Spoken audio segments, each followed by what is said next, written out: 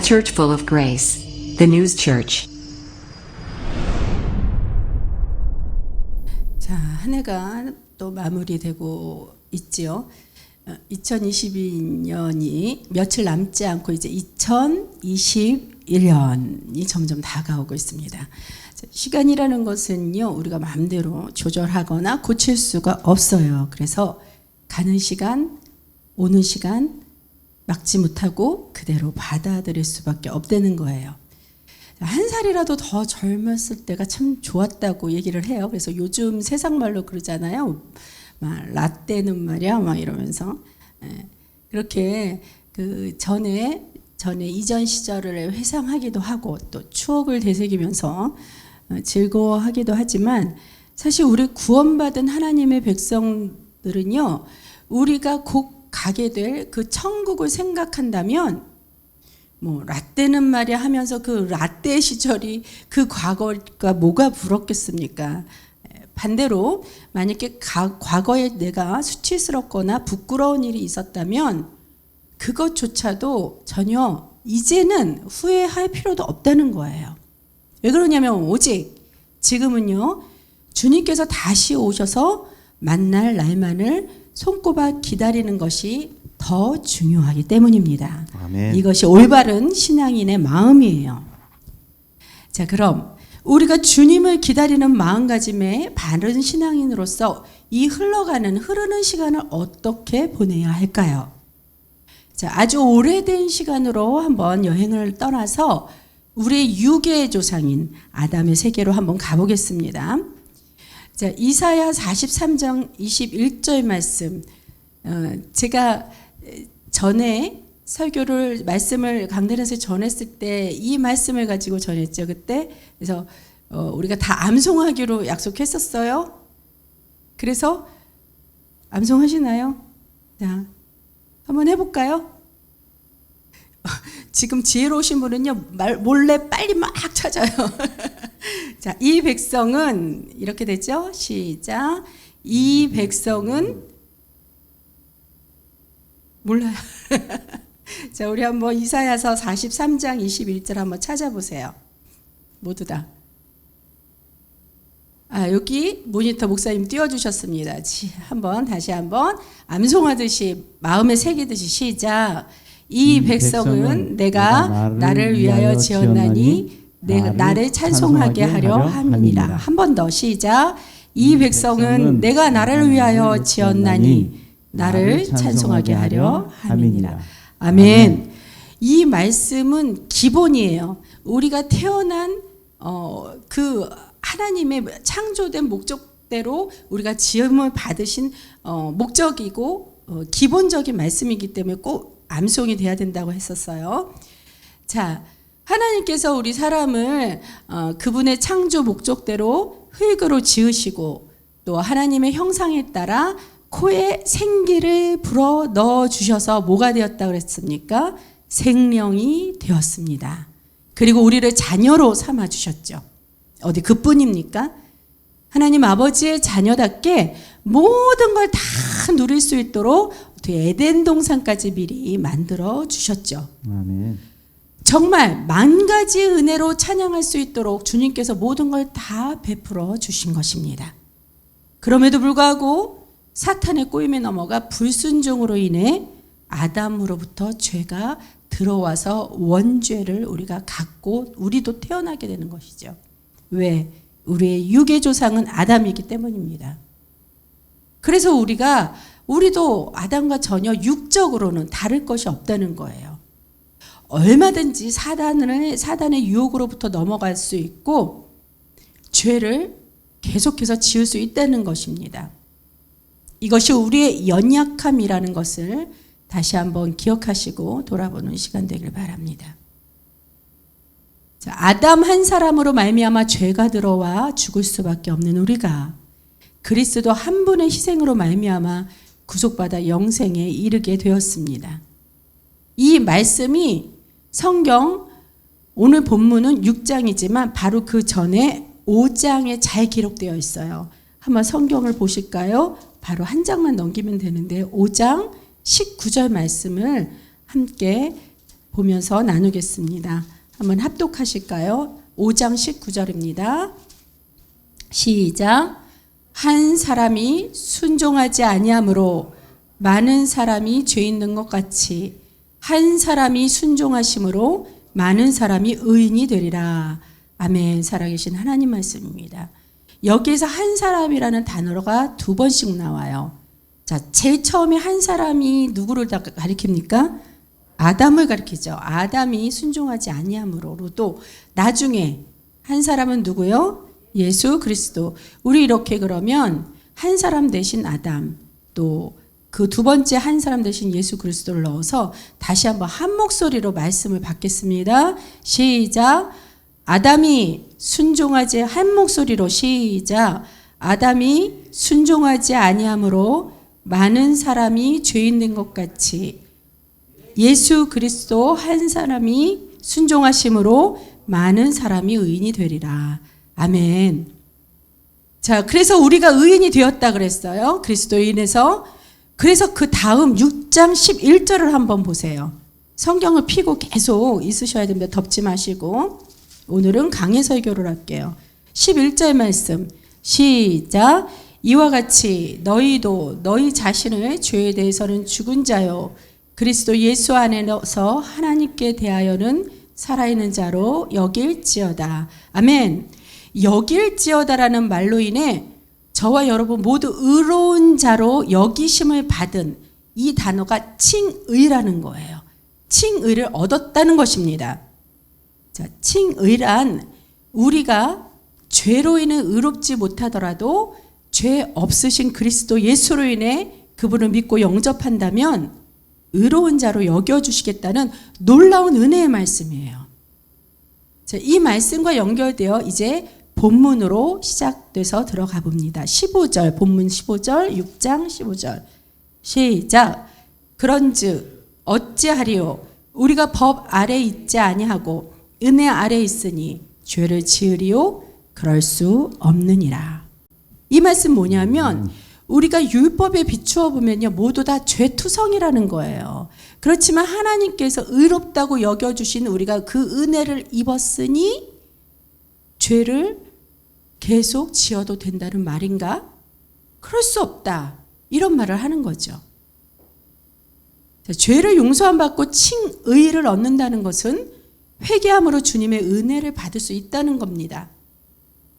그럼 지금 이 15절 말씀대로 또 회개만 하면 되는 겁니까? 또 죄를 지어도 되는 거냔 말이에요.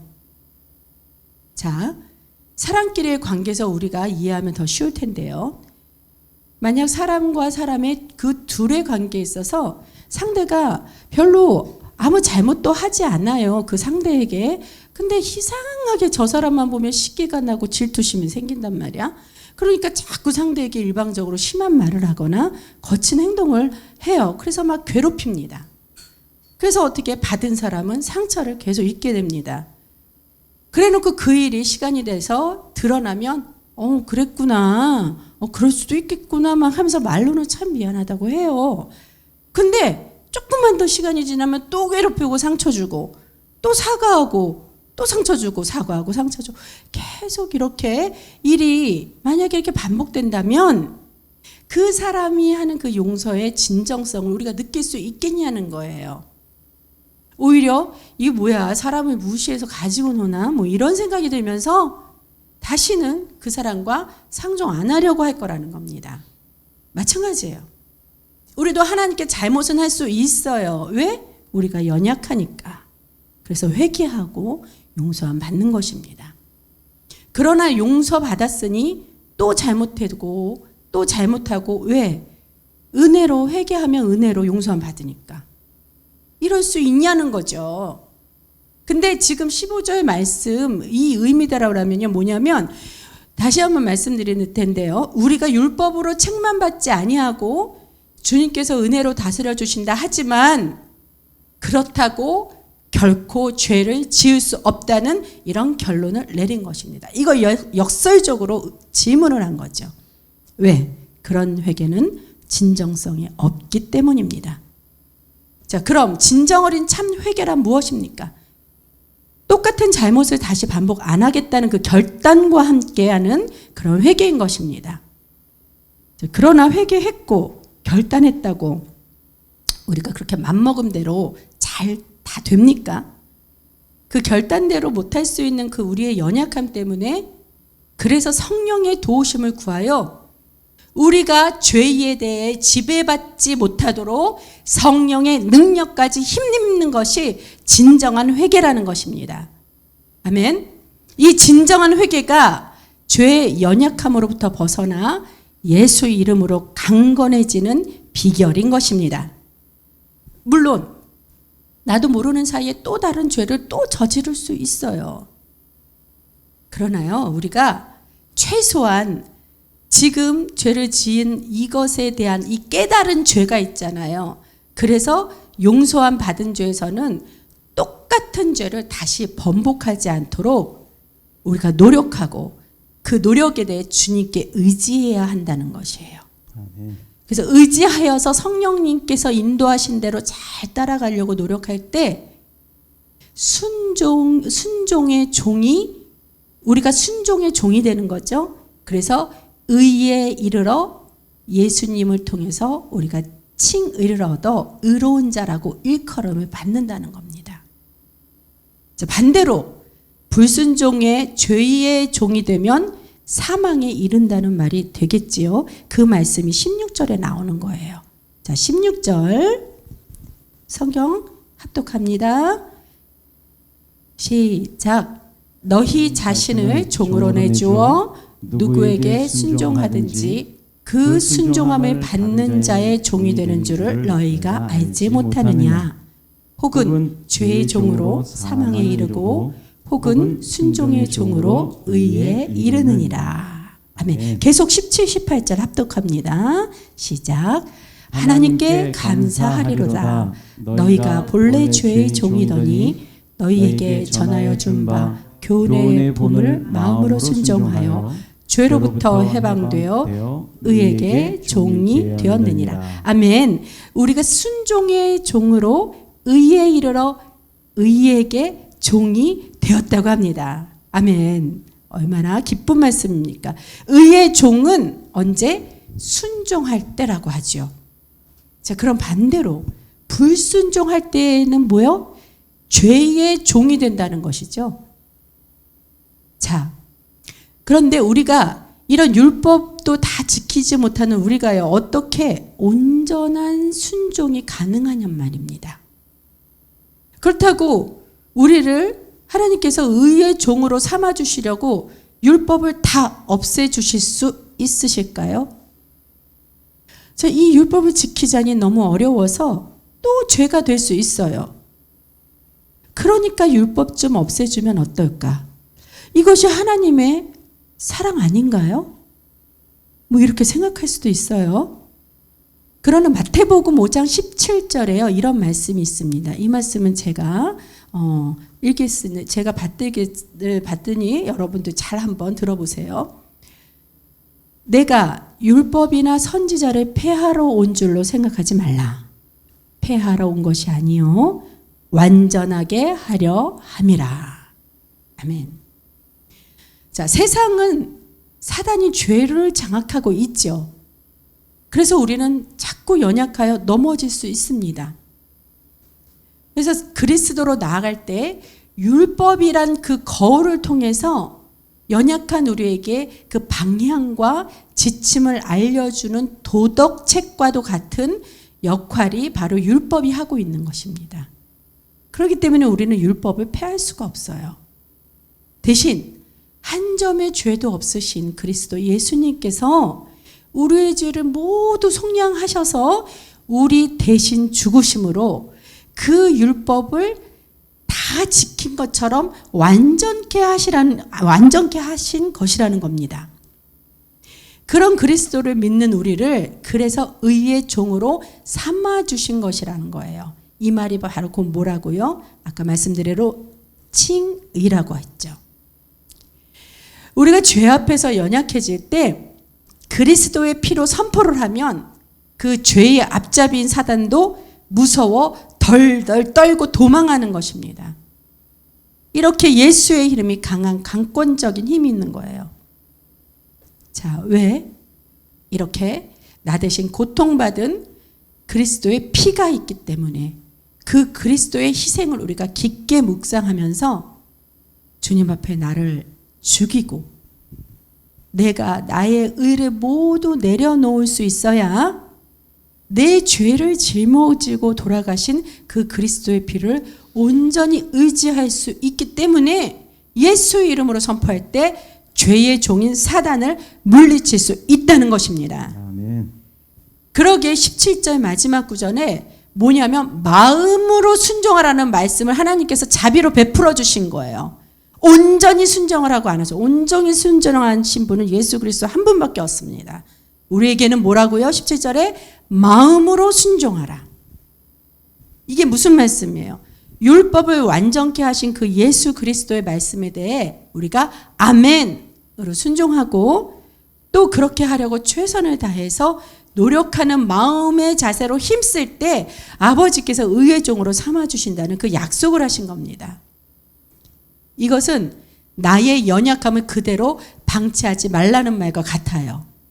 자, 19절 말씀입니다. 19절 합독해요. 시작. 너희 육신이 연약함으로 내가 사람의 예대로 말하노니 전에 너희가 너희 지체를 부정과 불법에 내주어 불법에 이른 것 같이 이제는 너희 지체를 의에게 종으로 내주어 거룩함에 이르라. 아멘. 자, 여기서도 이렇게 말씀하시죠. 너희 육신이 연약함으로.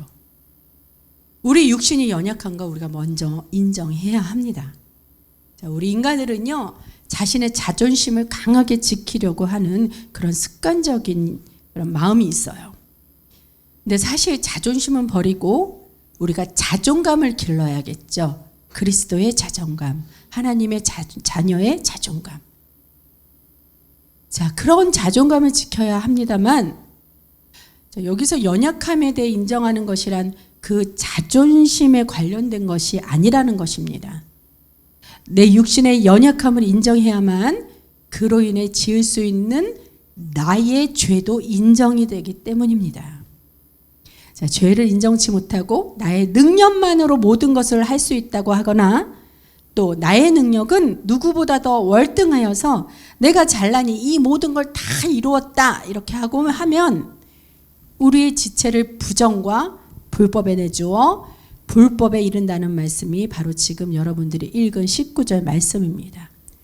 사랑하는 성도 여러분, 말씀대로 예전에는 부정과 불법에 이른 우리 지체들을 내준 것이 있다면 이제는 우리 지체를 의의 종으로 내주어 거룩함에 이르라고 하신 말씀대로 사는 저와 여러분이 되길 축원합니다.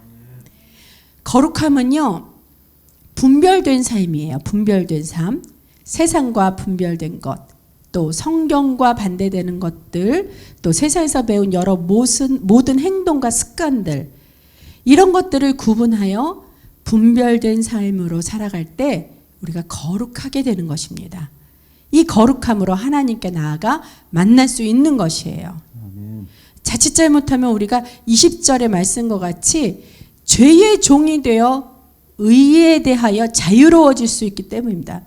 그러니까 의에 대하여 우리가 그냥 이가 뭔데 이러면서 죄의 종이 돼서 죄의 종에서 막 우리가 거기서 헤어날 수 없으니까 그냥 의는 내 것이 아니다라고 여길 수 있다는 것을 자유라는 표현을 한 거예요. 자, 바꿔 말하면 이게 뭐예요? 죄에 대해 불감증을 갖게 될 수도 있다는 겁니다. 그러니까 죄에 대해 불감증을 갖지 말라. 예민해져라. 죄에 대해서는 이 말씀이에요. 자, 깨달았을 때 즉시 순종하고 순종한 대로 인도해 주실 성령님의 도우심을 믿음으로 믿을 때 하나님께서 일하시는 것입니다. 하나님이 하신다면 내가 변화될 수 있어요. 왜? 우리를 만드신 분은 하나님이시라고 믿으시죠.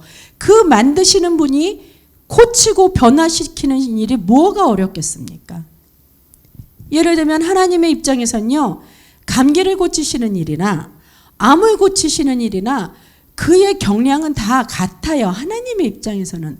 근데 그것을 우리의 관점에서 볼 때 감기는 참 쉬운 것 같고 암은 고치기 힘들 거란 생각을 하는 것이죠.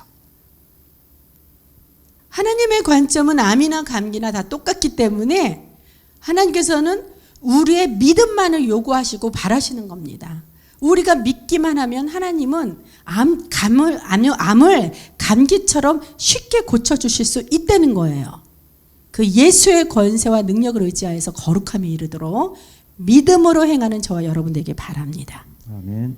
자, 믿음이란 뭡니까? 또 마음만 결단한다고 해서 이루어지는 그 정적인 표현이 아닙니다. 결단한 그대로 행하여야 하기 때문에 믿음은 동적인 움직임으로 행해야 한다는 거예요. 그래서 행하면 그 결과 내가 변화가 되는 것입니다. 믿음이 연약하다면 주님께 믿음을 달라고 먼저 구하십시오. 간절히 구하십시오. 이 믿음을 달라고 하는 기도는요, 하나님 뜻에 합당함으로 구하고 기도하면 반드시 주님께서 주시고 응답 주십니다. 이 주님 주신 믿음으로 옛사람의 옷을 벗고 변화를 입어 새 사람이 되어 사망에서 생명의 열매가 더욱 많이 결실하도록 그리스도 예수님의 이름으로 축복합니다. 아멘. 자, 22절 말씀입니다. 22절 말씀 또 합독 한번 해볼까요? 시작. 그러나 이제는 너희가 죄로부터 해방되고 하나님께 종이 되어 거룩함에 이르는 열매를 맺었으니 그 마지막은 영생이라. 할렐루야. 예, 우리가 거룩함에 이르는 열매를 맺었다고 하나님 선포해 주셨어요. 그래서 우리의 마지막은 영생에 이른다고 하셨습니다. 자, 여기서 거룩함에 이르는 열매란 바꿔 말하면 성화된다는 그 표현으로 할 수 있어요. 거룩함에 이른다는 것은 성화된다. 그래서 우리가 지속적으로 거룩함을 위해 노력하고 힘쓴다면요, 점점 성화되어, 즉 거룩하게 변화되어 영생에 이르는 그 마지막의 축복까지도 누릴 수 있다는 것입니다. 하나님의 자녀로 살아가면서 성화되는 그 변화가 없기에 이 세상에서의 삶을 우리가 힘들게 살아가는 것을 잘 모르고 있어요. 왜냐하면 그 변화가 없다면, 성화되지 아니하면 그리스도와 함께하는 온전한 삶을 누리지 못하기 때문입니다. 그래서 환난이나 고난을 당해도요, 꼼짝없이 그거를 다 당해요. 왜? 이길 힘과 능력을 얻지 못하기 때문이죠. 그러므로 이 죄에게 몸을 맡기는 이들은요, 육체는 물론이거니와 우리가 애초에 생령으로 지어진, 하나님의 생령을 받아 지어진 우리의 그 영혼까지도 영원히 죽을 수밖에 없다는 것입니다. 심각하죠. 자, 마지막 23절 말씀 한번 더 합독하겠습니다. 시작. 죄의 싹은 사망이요 하나님의 은사는 그리스도 예수 우리 주 안에 있는 영생이니라. 아멘. 자, 싹이란 말은 뭐예요? 마땅히 받아야 할 몫이라는 뜻이죠. 자, 우리가 일하면 마땅히 보수를 받는 것과 마찬가지예요. 그럼 여기서 사망이란 뭐라 그랬습니까? 죄의 싹은 사망이라고 했으니까 그가 마땅히 받아야 할 몫의 형벌이라는 거예요. 죄를 지으면 마땅히 받아야 할 몫이 바로 형벌이라는 거죠. 그렇게 그런 거를, 그 형벌을 받는 그 사람은 그것이 바로 자신의 자업자득이 되는 것이라는 뜻이에요. 그러나 이와 반대로 은사라는 말이 있습니다. 하나님의 은사는 그랬어요. 은사는 무슨 뜻? 하나님의 선물입니다. 선물. 선물은 우리가 돈을 주고 받는 것이 아니라 그냥 거저 받는 거죠. 생각지도 못했을 때 받는 것이 선물이 많습니다. 자, 이 은사는 선물이라는 것이고 우리가 하나님께 받은 선물이 뭐예요? 우리가 오직 그 믿음으로 칭의를 얻고 그 은혜로 영생을 누리는 선물을 받았다는 거예요. 자, 의롭다 칭함을 받은 저와 여러분을 그리스도 예수님 이름으로 축복합니다. 칭의로 영생을 얻은 우리에게 주님 앞에 거룩한 열매로 더욱 성장하기를 바랍니다. 자, 열매를 열매인 우리가 열매라 그랬죠. 그러면 우리가 칭의를 받고 그 열매로 우리가 영생을 얻었으니 열매인 우리를 취하실 분은 누구? 오직 하나님 단 한 분뿐이심을 우리가 또 믿음으로 고백하시길 축복합니다. 땅에서 얻어진 소산의 열매는 주님께서 때에 따라 햇빛과 담비로 자라게 하셔서 우리 자녀들이 취할 수 있도록 허락해 주셨듯이 마찬가지입니다. 우리가 거룩한 열매가 될 때 하나님께서 취하실 수 있는 열매가 되어서 주님과 영생을 누릴 수 있는 것입니다. 만약 열매가 자라지 못하거나 썩어서 그 열매를 따기도 전에 땅에 떨어진 열매는 사람이 취하여 먹을 수 없습니다. 마찬가지죠. 불법에 이르러 죄의 싹시 된 더러운 영은요, 사단이 낚아채서 사망으로 이르러 영원히 그 고통에서 헤어나지 못할 것입니다. 우리의 육이 죽는다 하여 그것이 끝이 아니라는 거예요. 하나님의 영으로 지어진 우리의 영은 그때부터 영생의 시작이 되는 것입니다. 자, 그렇다면 우리가 살아가면서 시간을 거저 보낸다거나 사단과 함께 동맹을 맺는 일에 주저없이 행동하는 일은 사망에 이르는 심히 위험한 일이라는 걸 우리가 깨닫게 된 줄로 믿습니다.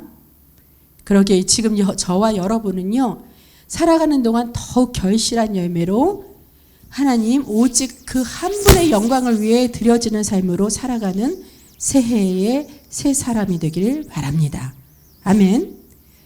이뿐입니까? 우리가 정말로 매주마다 광고를 하듯이 정말 우리 가족을 위해서, 이웃과 친척과 사랑하는 사람들을 위해서 우리가 그 영혼을 위해서도 구원받기를 기도해야 될 줄로 압니다. 자, 우리가 이렇게 주님 앞에 드려져야 돼요. 이 드려지는 삶으로 살아간다는 드려지는 삶이 무엇입니까? 헌신의 삶입니다. 자, 헌신의 가장 기초는 무엇이죠?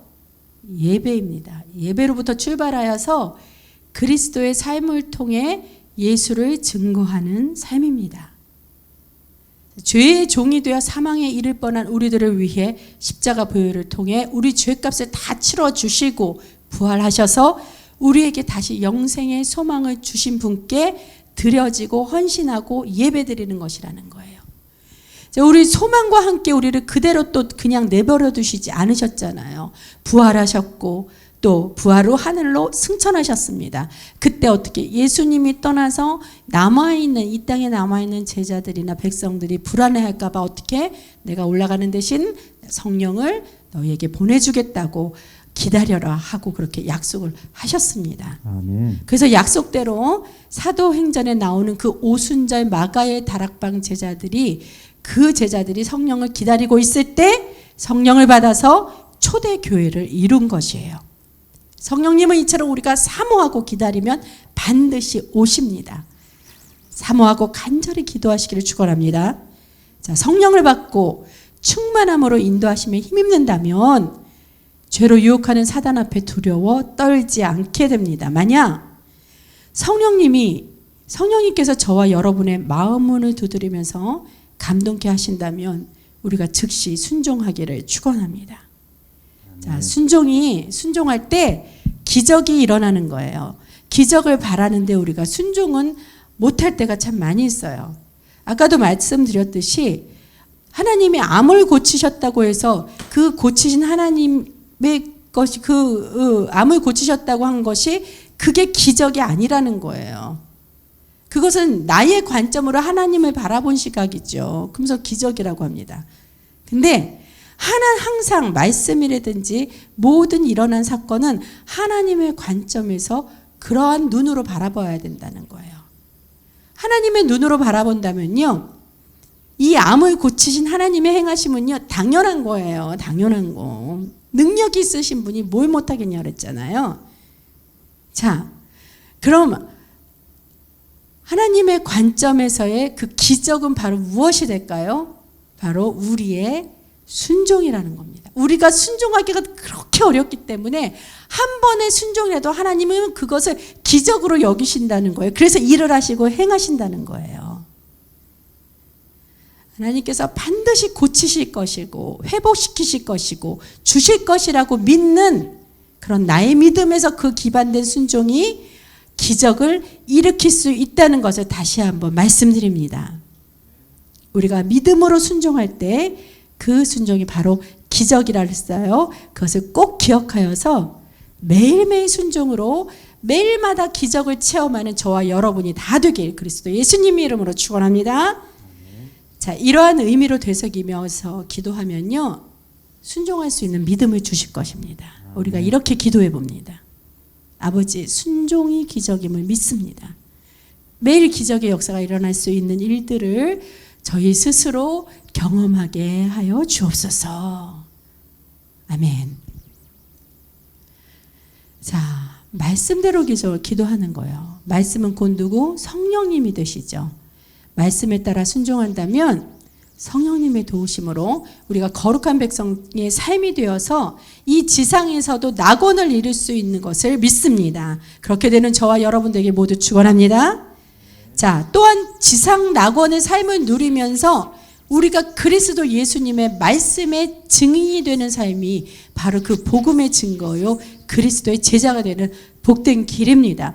하나님이 우리에게 축복을 주시고 이 지상에서도 천국과 같은 낙원을 누리게 하시는 것은요, 너희들이 받은 만큼 나의 증인이 되어라, 이러한 말씀인 거라는 얘기예요.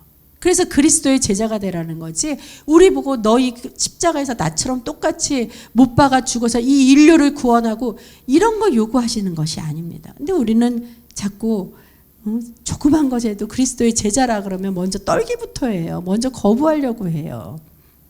정말로 감사함으로 그것을 아멘으로 받아들이는 것은, 그런다면 이것이야말로 정말 복된 길이고 참된 하나님의 기쁨이라는 것을 알게 될 것입니다.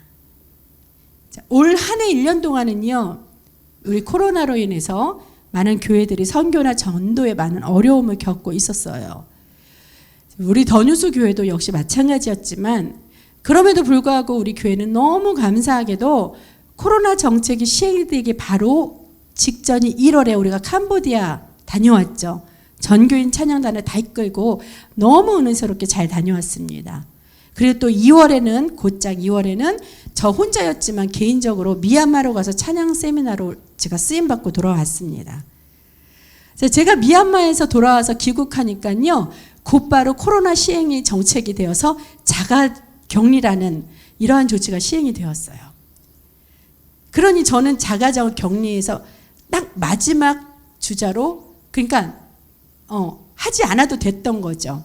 저까지는 괜찮았고 제가 바로 돌아오고 다음 날부터 그런 조치가 시행됐기 때문에 이 사실 하나만이라도 얼마나 이 주님의 은혜가 놀랍고 감사한지 몰랐어요.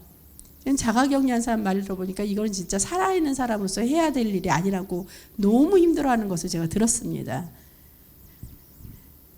그렇다고 우리가 해외에 나가는 것만 선교고 전도가 됩니까? 물론 직접 가서 복음을 증거하는 것이 많은 효과가 있을 수도 있어서 이 모든 것이 자유롭지 못하여 많이 안타깝기도 하지만요, 지금 이 위기를 기회로 여긴다면 하나님의 뜻대로 우리는 또 순종하는 기적을 보여야 할 것입니다. 자, 포도주라는 것, 포도주는 성경에서 기쁨이라는 의미를 가지고 있어요. 그래서 성경에서 포도주가 나왔을 때 이 단어를 기쁨으로 바꿔서 그렇게 성경을 대하면요, 정말 이해가 더 빠를 수 있습니다. 그래서 유대인들은 잔치 자리에 반드시 포도주를 즐겨 마시고 가나안의 혼인잔치에서도 포도주에 관한 얘기를 나오고 있죠. 그거에 관한 이제 자세한 거는 다음에 말씀드릴 기회가 있을 것이라고 보고요. 자, 이 포도주는 유대에서는요, 거기 이스라엘 땅은 물이 부족하죠. 물이 나오지 않아요. 그러다 보니 물 대신 포도주를 마시기도 했던 그러한 습관이 있기도 했지만요. 자, 유대인이 이 포도주를 물 대신 그렇게 계속 마시니 우리나라 사람들도 포도주 우리도 얼마든지 마셔도 되지 않나? 막 이런 오해가 좀 없기를 바랍니다. 이 포도주라는 것은 그런 오해를 하지만 그거는 각 나라마다 지역의 특색마다 그게 다르기 때문에 우리는 얼마든지 시원하게 물을 참 잘 마실 수 있어요. 자, 포도주의 의미로 그리스도 예수님을 우리가 기념하는 성만찬 때 또 포도주를 마시잖아요, 우리가. 그것은 예수님께서 십자가에 흘리신 피를 기념하여서 포도주를 마시고, 또 그 포도주를 마심으로 우리가 그리스도로 인해 구속의 기쁨을 얻을 수 있다는 의미 때문에 우리가 성만찬 때 포도주를 마시는 겁니다. 자, 그럼에도 불구하고 성만찬을 하고 포도주를 마시면서도 기념까지 다 했는데도 우리의 삶에 기쁨이 없어요. 지금 이 시대가 코로나, 그 이유가 지금 이 시대 코로나 때문만일까요? 아직까지도 죄의 속성을 그대로 가지고 있는 우리 옛사람인 지금 나의 모습인 줄로 압니다. 자, 그럼 어떻게 우리가 이 위기를 벗어날 수 있을까요? 과거 죄의 옷을 입고 있는 나를 돌아보고 옛사람으로 남아있던 부분을 그리스도 예수 보혈의 피로 깨끗이 청산하는 것입니다. 그리스도의 십자가 보혈만이 새 사람으로 변화되어 새 포도주의 기쁨을 온전히 누릴 수 있을 것이기 때문이에요. 자, 그러므로 새 사람으로 되기 위한 하나님의 뜻이 분명히 성경에 말씀에 있습니다. 하나님의 뜻이 무엇인가요? 데살로니가전서 5장 16에서 18절 말씀인데요. 성경 신약 333쪽입니다. 하나님의 뜻이므로 우리가 찾아서 말씀으로 받겠어요. 신약 성경 333페이지 데살로니가전서 5장 16절에서 18절 말씀, 우리가 다 아는 성경인데도 읽기 쉽습니다. 이것도 삶에서 있어서 하나님의 뜻을 잘 기억하고 살아갔으면 좋겠어요.